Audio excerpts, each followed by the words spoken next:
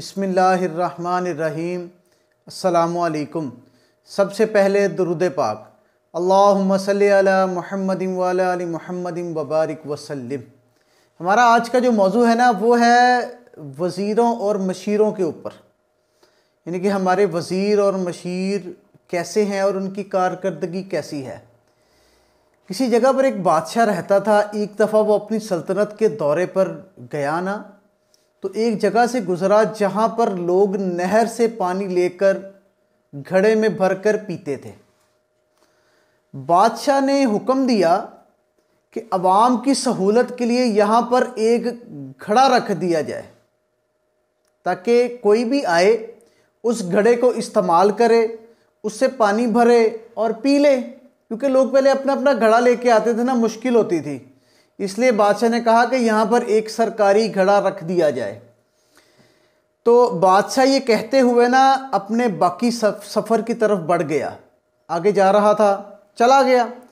शाही हुक्म पर एक घड़ा खरीद कर नहर के किनारे रखा जाने लगा ना, तो एक अहलकार ने मशवरा दिया कि ये घड़ा सरकारी पैसों से आ रहा है, तो ज़रूरी है कि इसकी हिफाजत का बंदोबस्त भी किया जाए, क्योंकि ये सरकारी पैसों से आ रहा है। और एक संतरी को चौकीदारी के लिए मुकर्रर किया जाए, कि एक पुलिस वाले को चौकीदारी के लिए रख दिया जाए। संतरी की जो तैनाती का हुक्म था ना, वो मिलते ही ये कबाहत भी सामने आई कि घड़ा भरने के लिए किसी माशकी का भी होना चाहिए, और हफ्ते के सातों दिन एक माशकी या एक संतरी ड्यूटी नहीं दे सकता। बेहतर होगा 7 संतरी, हफ्ते के 7 दिन होते हैं, उसके लिए 7 संतरी और 7 माशकी रखे जाएं। तो आप लोग जो हमारी वीडियोस को देख रहे हैं, आपसे रिक्वेस्ट है कि हमारी वीडियो को कोशिश करके लाइक किया करें, और अगर हो सके छोटा सा कमेंट किया करें। और अगर आपने अभी तक हमारा यूट्यूब चैनल को सब्सक्राइब नहीं किया ना, तो उसको सब्सक्राइब कर लें, ताकि आपको अच्छी अच्छी वीडियोस मिलती रहें। तो ये बात सामने आ गई कि 7 दिन के लिए 7 संतरी और 7 माशकी होने चाहिए, ताकि बारी बारी बिला तातुल काम चलता रहे। एक और मेहनती अहलकार ने मशवरा दिया कि नहर से घड़ा भरकर लाना तो माशकी का काम है, और यानी कि वो माशकी का काम भर के लाना नहीं है, सिर्फ भर के वहाँ पे रख देगा, और संतरी का काम भी लाना नहीं है। इसके लिए हमें ना 7 चाहिए वज़न उठाने वाले बार बरदार, यानी कि जो वहाँ से घड़ा उठाकर ला सकें और आवाम को पानी पिला सकें।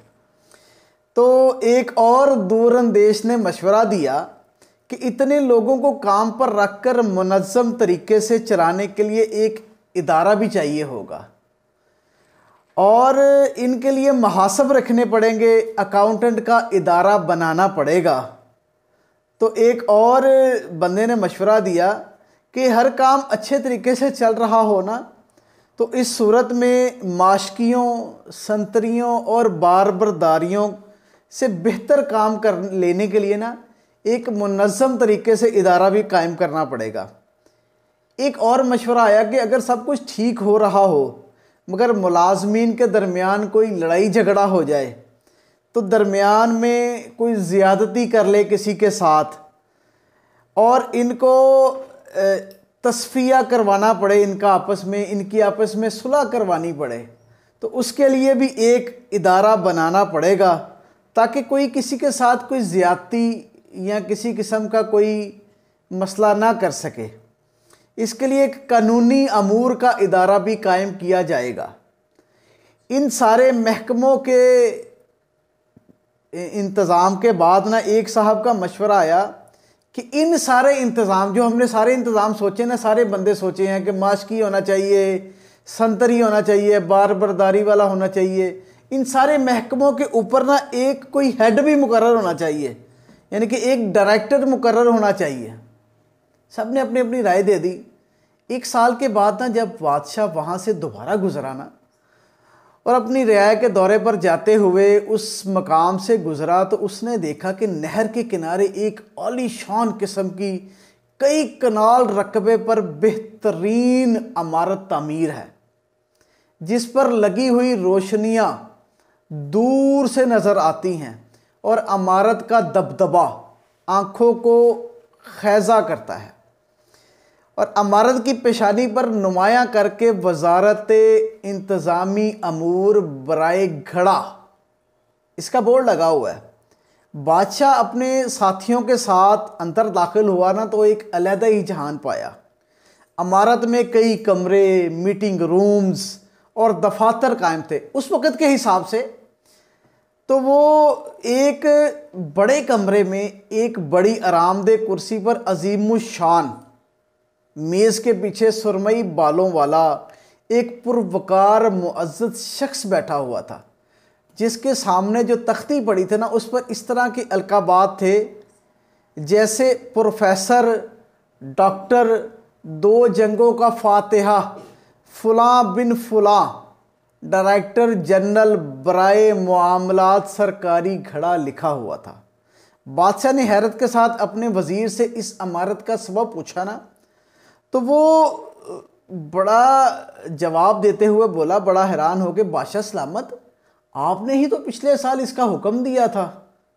बादशाह कहता, जिसका मैंने आज तक नाम नहीं सुना, मैंने कैसे हुक्म दे दिया।